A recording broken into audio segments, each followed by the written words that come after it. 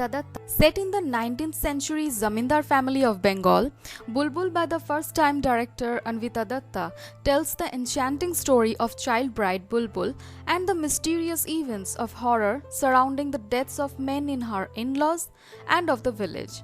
But as the underlying essence of the plot, the movie reflects the rise of that woman who has been crushed repeatedly by the name of social customs.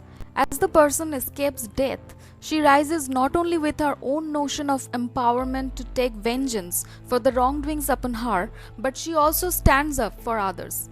So let's see if the movie is successful in transcending its viewers to the dreamy world of fantasy horror or not.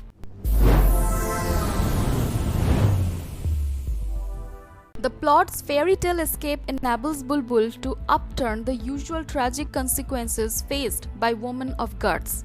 The story of Bulbul takes up the usual folklore of Churail, but with a twist transforms it into a symbolical embodiment of dark forces of goddess Kali. There are moments of horror, but the director has not marred them with ghastly makeups and obscure sound effects. The scenes are so carefully captured by DOP Siddharth Diwan that they intensify the underlying tensions among the characters. The Bawali Rajbari and its enigmatic grandeur suit the vision of the creators, and sometimes act as the agent of the magic realism with which the movie is illuminated.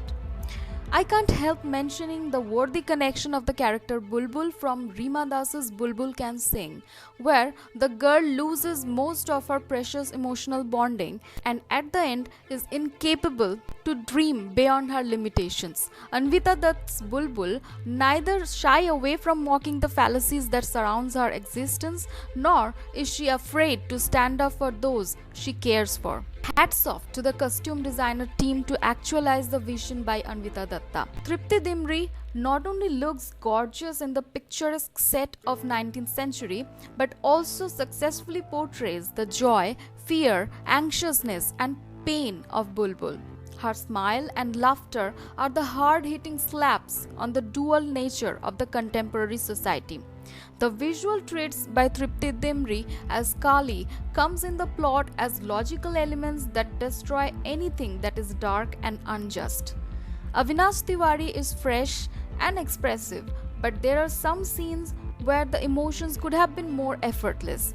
Pauli as Binodini is striking as a manipulative female who is actually the victim of the patriarchal structure of the society.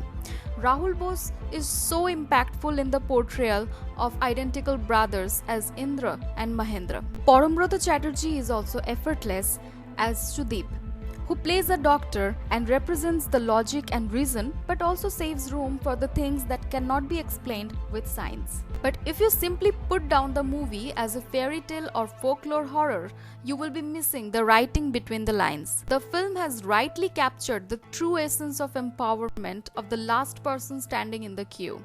The fresh take on horror and otherness will remind you of the charms in the shape of water. The movie can be interpreted even at the backdrop of today's society, which is still full of hypocrisy. Therefore, Bulbul is a movie that its creator should be proud of. I would highly suggest the movie as a must-watch, and no wonder if you end up watching it twice. So that was the movie montage review of Bulbul, which is available on Netflix. If you have found it interesting, then don't forget to like and share the video and subscribe to Movie Montage for more such updates on movies and series. Thank you and bye for now.